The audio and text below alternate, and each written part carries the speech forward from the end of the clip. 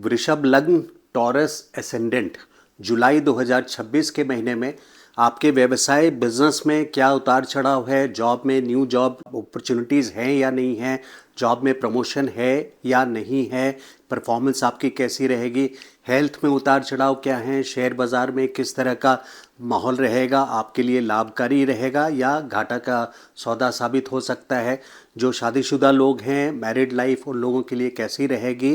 तो सभी विषयों पे चल के जुलाई के मंथ में वृषभ लग्न वालों के लिए चल के देखते हैं। नमस्कार, आप वीडियो को लास्ट तक यानी आखिरी तक ज़रूर डिटेल में देखें, क्योंकि सभी विषयों पे एक साथ अच्छा या बुरा नहीं हो रहा होता है। सभी विषयों पे अलग अलग तारीख अच्छा या बुरा और फल जो है वो बदल रहा होता है, तो उसको गौर से सुनने और समझने की ज़रूरत पड़ती है।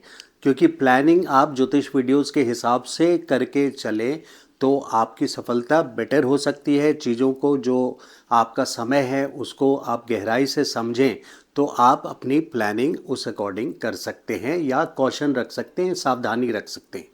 तो जुलाई के जो मोटी बात है यानी मैक्रो लेवल पे जो फल बताया जा सकता है वो ये है कि आपके लग्नेश शुक्र जो हैं यानी आपके लाइफ के तो जो कर्ता धर्ता हैं, शुक्र वृषभ राशि है आपके फर्स्ट हाउस में।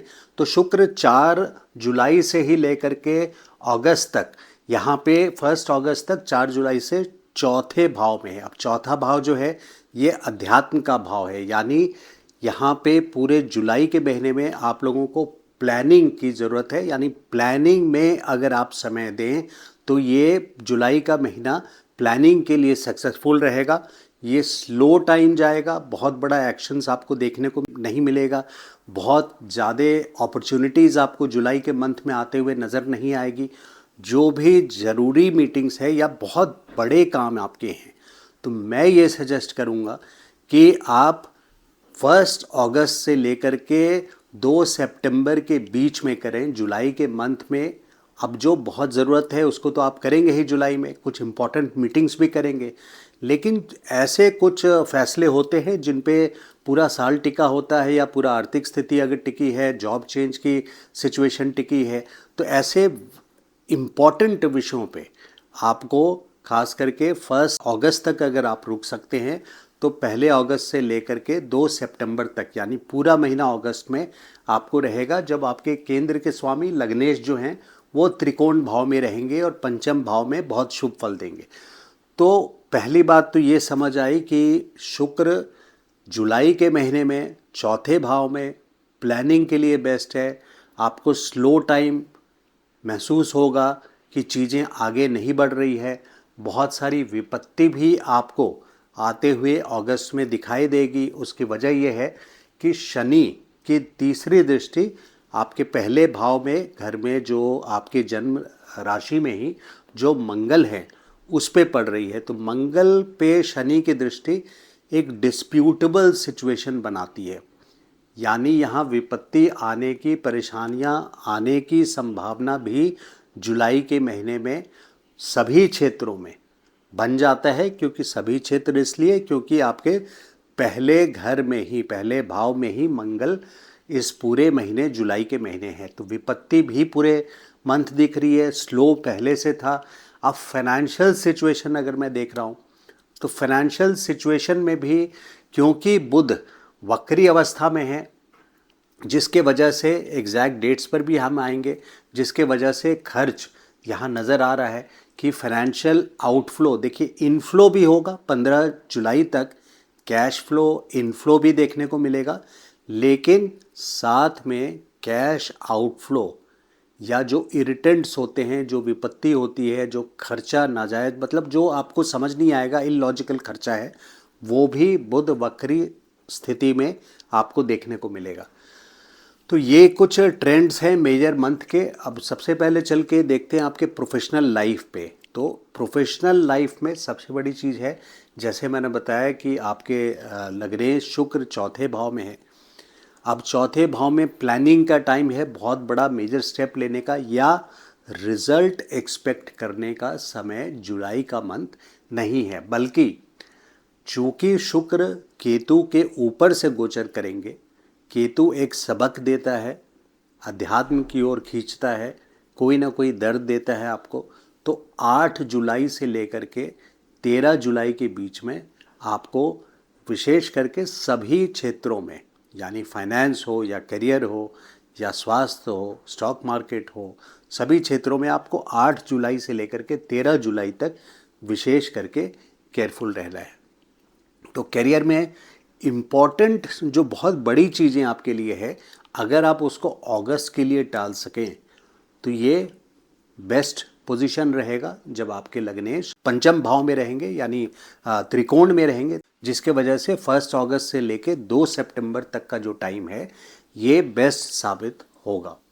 अब फाइनेंशियल पोजीशन की देखते हैं, आर्थिक स्थिति आप लोगों की जुलाई के महीने में कैसी रहेगी।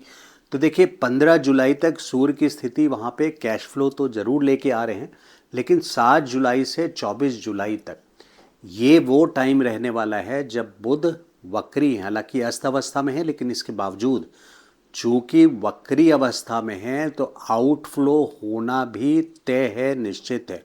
अपने एक्सपेंसेस को आप कंट्रोल रखें इस टाइम पे। बहुत इम्पॉर्टेंट फाइनेंशियल आर्थिक संबंधों से जो भी विषयों हैं, आर्थिक विषय है, उस पर बड़े फैसले इस बीच में ना लें 7 जुलाई से 24 जुलाई। अब रियल स्टेट से संबंधित मंगल की चौथी दृष्टि तो ज़रूर पड़ रही है, तो कुछ डेवलपमेंट्स, पॉजिटिव डेवलपमेंट्स होने की संभावना है, लेकिन इस बात को याद रखिए कि पॉजिटिव के साथ साथ परेशानियां ज़रूर आएगी, क्योंकि ये वो मंगल है जो इस पर शनि की दृष्टि पड़ रही है, नंबर 1। और दूसरी वजह इसकी ये है कि खास करके 8 से लेकर के 13 जुलाई के बीच में शुक्र केतु के ऊपर से, जो कि आपके लग्नेश हैं, यानी आपके लिए कर्ता धर्ता हैं, सभी फैसलों में सबसे इम्पॉर्टेंट रोल उनका होता है, जिसके वजह से 8 से 13 जुलाई के बीच में आप रियल स्टेट से संबंधित फैसले ना लें।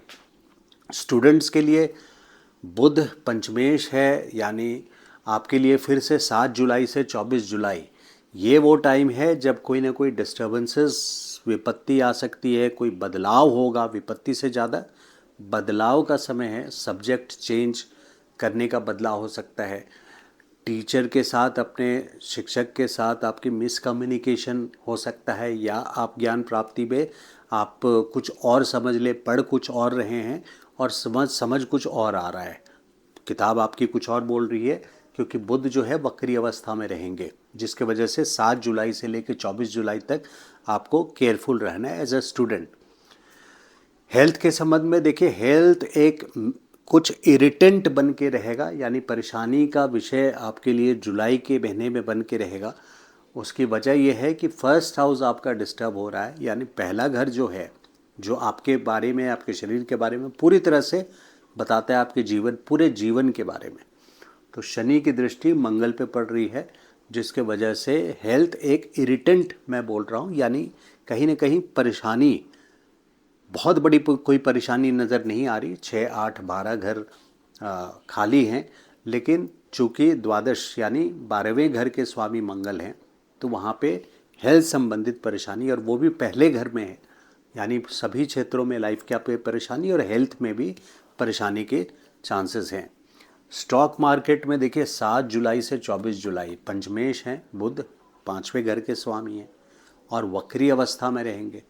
तो यहाँ पे आपको स्टॉक मार्केट में कोई भी डीलिंग 7 जुलाई से 24 जुलाई के बीच में फैसले आप अपने ना लें। जो लव अफेयर में हैं उनके लिए भी 7 जुलाई से 24 जुलाई मिस रिप्रेजेंटेशन, यानी आपस में समझ में कोई परेशानी बन सकती है, एक दूसरे के बोलने और सुनने में जो फ़र्क होता है, जिसके वजह से कोई कहा सुनी में फ़र्क रह जाती है, उसके वजह से लव अफेयर यानी रिलेशनशिप में भी आपको ये परेशानी आ सकती है, लव रिलेशंस में आपकी परेशानी आ सकती है।